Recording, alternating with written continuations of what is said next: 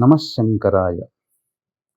వీక్షిస్తున్నటువంటి ప్రేక్షకుల్లో చాలామంది ఎదిగినటువంటి పిల్లలు కులాంతర వివాహం చేసుకుంటాము, లేదా మీ కుటుంబంలో కులాంతర మతాంతర వివాహాలు జరిగాయా? పెళ్ళిళ్ళు కాక ఇబ్బంది పడుతున్నారా? అలాగే ప్రధానంగా కుటుంబ సభ్యుల మధ్య అవగాహన లేక ఎవరికి వారే యమునా తీరే అన్నట్టుగా ఉంటున్నారా? అయితే ఖచ్చితంగా మీ కుటుంబంలో పంచశాప ప్రభావాలు ఉన్నట్టే లెక్క.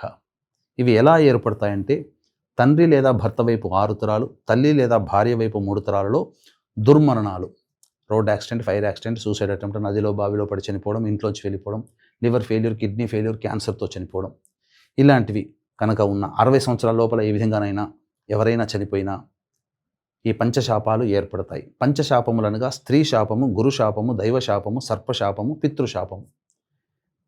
మీరు ఎన్ని ప్రయత్నాలు చేసినా ప్రతి దాంట్లో అపజయం అనేటువంటిది ఉంటుంది.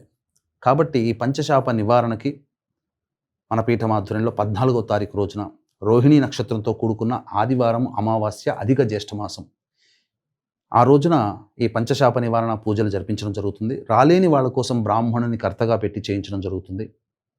ఈ కార్యక్రమంలో రాదలిచినటువంటి భక్తులు 12వ తారీఖు రాత్రి 9 గంటల లోపల స్క్రీన్పై కనిపిస్తున్న నెంబర్కి కాంటాక్ట్ చేసి మీరు పూర్తి వివరాలు తెలుసుకోవచ్చు.